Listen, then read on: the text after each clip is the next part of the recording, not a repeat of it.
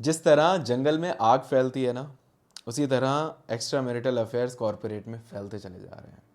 Corporate sector के इतने ज़्यादा केसेस सामने आते हैं ना, चाहे वो बैंकिंग सेक्टर हो, चाहे वो कॉरपोरेट सेक्टर हो, ये दो सेक्टर्स में सबसे ज़्यादा एक्स्ट्रा मैरिटल अफेयर्स होते हैं। तो एक्स्ट्रा मैरिटल अफेयर्स इतने ज़्यादा क्यों बढ़ रहे हैं? क्यों कॉरपोरेट सेक्टर के लोग बहुत ज़्यादा फ्रस्ट्रेट हो रहे हैं और वो ट्रेंड बना रहे हैं, एक नया लाइफस्टाइल बना रहे हैं एक्स्ट्रा मैरिटल अफेयर्स को? और कई केसेस में तो ऐसा भी देखा जाता है कि हस्बैंड और वाइफ दोनों ही इस चीज़ में ओके हैं कि अपने अपने पार्टनर्स के साथ खुश रहें।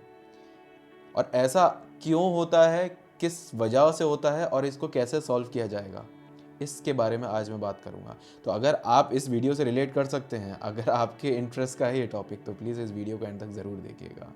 सो hello guys, this is Anubhav Agarwal. I am a life coach, relationship expert, childhood trauma healer and emotional wellness coach. मैं पिछले 9 साल से लोगों के रिलेशनशिप को बेटर बनाने में, रिलेशनशिप के एक्सपीरियंस को बेटर बनाने में, रिलेशनशिप इशूज़ को सॉल्व करने में, मूव ऑन करने में एंड उनकी मेंटल हेल्थ को बेटर बनाने में हेल्प कर रहा हूँ। सो अगर आप भी मुझसे डायरेक्टली बात करना चाहते हैं तो मेरा सेशन बुक कर सकते हैं मेरी वेबसाइट के through anubhavagarwal.com। So let's get back on the topic. देखो, कॉरपोरेट सेक्टर में जितने भी कपल्स हैं, अगर आपका पार्टनर या आप कॉरपोरेट सेक्टर में वर्क करते हो, तो जाहिर सी बात है कॉरपोरेट सेक्टर में सबसे ज़्यादा तो एक तो आराम कम होता है, और जितना ज़्यादा बॉस की या अपने हायर लेवल मैनेजर्स की चिक चिक हो एक इंसान को सहन करनी पड़ती है, एक एम्प्लॉय को सहन करनी पड़ती है, वो फ्रस्ट्रेट ज़्यादा करती है। और मोस्ट ऑफ द केसेस में ये भी देखा जाता है कि हस्बैंड और वाइफ दोनों कॉरपोरेट सेक्टर में वर्क कर रहे हैं, दोनों अपने अपनी जॉब पे जाते हैं, सुबह से शाम तक, सुबह से रात तक। कुछ लोग रात से सुबह तक, कुछ लोग सुबह से रात तक। अब जॉब पे जा रहे हैं तो जाहिर सी बात है ज़्यादातर समय जॉब पे देना पड़ रहा है। ज़्यादातर समय मतलब 10 से 12 घंटे की जॉब्स कॉरपोरेट सेक्टर में होती ही होती है। 6-7 घंटे की नौकरियां नहीं होती हैं। 10 से 12 घंटे की नौकरी करने के बाद एक इंसान इतना ज़्यादा डिस्कनेक्ट हो जाता है अपनी पर्सनल लाइफ से कि उसको ऐसा लगता है कि यही मेरी पर्सनल लाइफ हो चुकी है। रोज़ सुबह उन्हीं उन्हीं चेहरों को देखना, सुबह से लेकर रात तक, रात से लेकर सुबह तक उन्हीं चेहरों को देखना, उनके साथ ज़्यादा से ज़्यादा टाइम बिताना, ज़्यादा से ज़्यादा बॉन्ड करना। और इंसान है, इंसान इंसान को देखकर अट्रैक्ट होता ही है। एक तो ये वजह होती है कि नॉर्मली अट्रैक्शन हो जाता है जब हम बहुत ही ज़्यादा वर्क, बहुत ही बड़े क्या कहते हैं, वर्क प्लेस पे वर्क काम कर रहे होते हैं और कई तरीके के लोगों से मिल रहे होते हैं, सुंदर लड़के सुंदर लड़कियों से मिल रहे होते हैं, तो वहाँ पे हमारा नेचुरली अट्रैक्शन हो जाता है।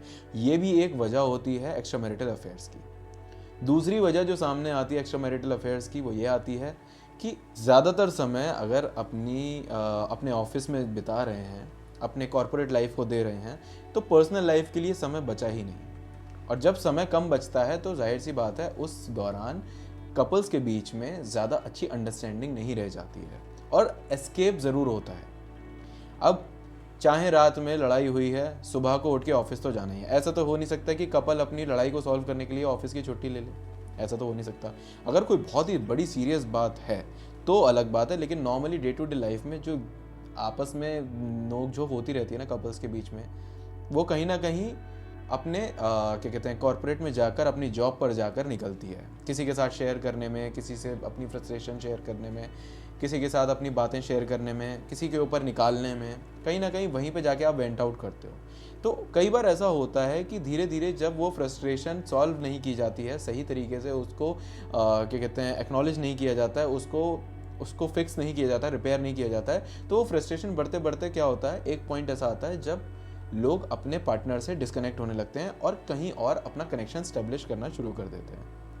और ऐसे में जब अब म्यूचुअली ये प्रॉब्लम्स होती हैं, फॉर एग्जांपल आप कॉर्पोरेट सेक्टर में वर्क करते हैं, आपके अपने पार्टनर से लड़ाई हो रही है। अब आपके पार्टनर से लड़ाई होने के बाद आप जिस इंसान के साथ ऑफिस में जाके शेयर कर रहे हैं, वो खुद उस तरीके की प्रॉब्लम से गुजर रहा है, उस तरीके की प्रॉब्लम से जूझ रहा है। जब वो भी इसी तरीके की प्रॉब्लम से जूझ रहा है तो दोनों एक दूसरे को ज़्यादा अंडरस्टैंड करोगे, दोनों एक दूसरे की चीज़ों को ज़्यादा अच्छे से समझोगे। तो कहीं ना कहीं ये जो कंफर्ट मिल जाता है ना हमें, कि एक अंडरस्टैंडिंग, एक इमोशनली अवेलेबल पार्टनर, एक ऐसा इंसान जो हमें समझता है, हमारी डिमांड्स को फुलफिल कर रहा है, हमारी रिक्वायरमेंट्स को फुलफिल कर रहा है, वो नीड्स फुलफिल कर रहा है जो हमारे पार्टनर नहीं कर पा रहे हैं, इस तरीके की चीज़ें जब देखने को मिलती हैं ना, तो अफेयर वहाँ पे जन्म लेता है। तो ये 2 वजहें कहीं न कहीं मुझे ऐसा लगता है कि सामने आई हैं, जहाँ पे एक तो हम अपने पार्टनर के साथ सही समय पर समय रहते चीज़ों को सॉल्व नहीं करते हैं। दूसरा, हम बहुत ज़्यादा समय अपनी जॉब को देते हैं।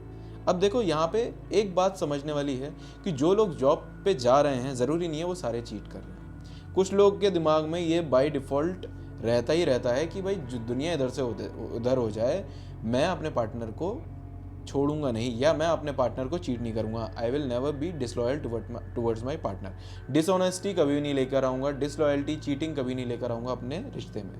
और अगर ये पैक्ट अगर दोनों लोगों ने बना लिया, फॉर एग्जाम्पल आपके और आपके पार्टनर ने ये पैक्ट बना दिया कि भाई हम लोग चीट कभी नहीं करेंगे, हम लोग नौकरी कर रहे हैं, बट इसका मतलब ये नहीं है कि हम आपस में एक दूसरे को चीट करेंगे। तो जो लोग पैक्ट बना लेते हैं और ईमानदारी से उसके साथ उस पैक्ट को निभाते हैं, पूरी शिद्दत से उस पैक्ट को निभाते हैं, वो लोग तो चीट नहीं करते।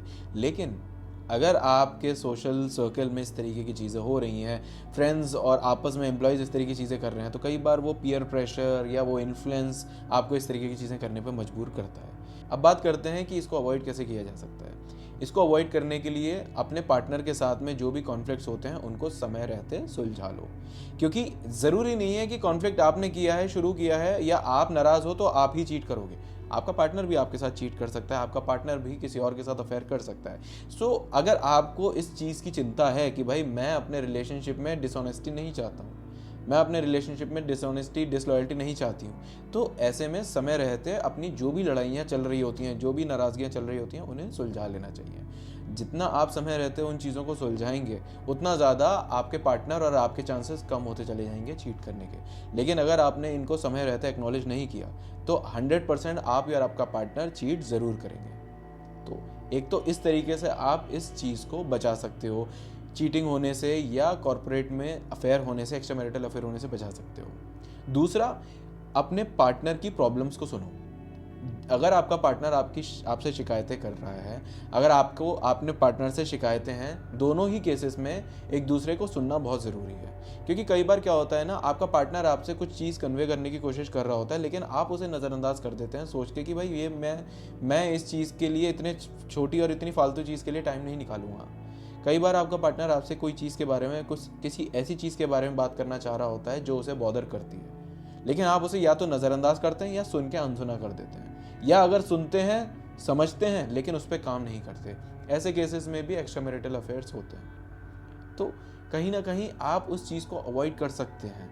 और तीसरी चीज़ जो सबसे ज़्यादा ज़रूरी है समझनी, कि अगर आप अपने पार्टनर को चीट कर रहे हैं, तो ये समझ लीजिए आप अपने कर्मों को भी लिख रहे हैं। अपने पार्टनर को रिलेशनशिप में रहते हुए चीट करना एक अच्छा कर्म नहीं माना जाता, एक बहुत ही कुकर्म माना जाता है, और आपको आपके कर्मों की सज़ा ज़रूर मिलती है। तो ये मत सोचिए आप किसी के साथ धोखा करके आप सारी ज़िंदगी खुश रह सकेंगे।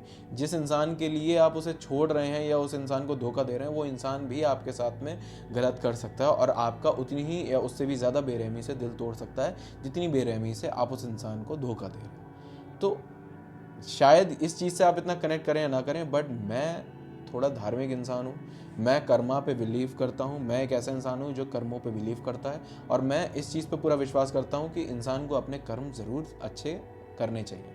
आप कोई चीज़ करें या ना करें, भगवान का नाम लें या ना लें, भगवान की पूजा करें या ना करें, लेकिन अपने कर्मों को ज़रूर अच्छा रखें। अपनी तरफ से कोशिश करें कि कोई ऐसी गलती ना कर रहे हैं जिसकी आपको बहुत बेरहम सज़ा मिलेगी। सो इसी तरीके से आप अपने रिलेशनशिप की प्रॉब्लम्स को सॉल्व कर सकते हैं, एक्स्ट्रा मैरिटल अफेयर्स को अवॉइड कर सकते हैं। ठीक है, आई होप आपको इस वीडियो से काफ़ी क्लैरिटी मिली होगी।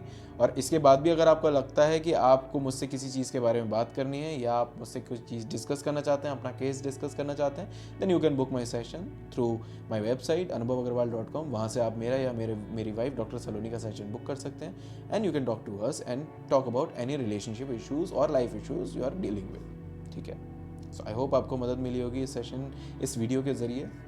फिलहाल मैं चलता हूँ, अगली बार मिलता हूँ एक बढ़िया शानदार टॉपिक के साथ।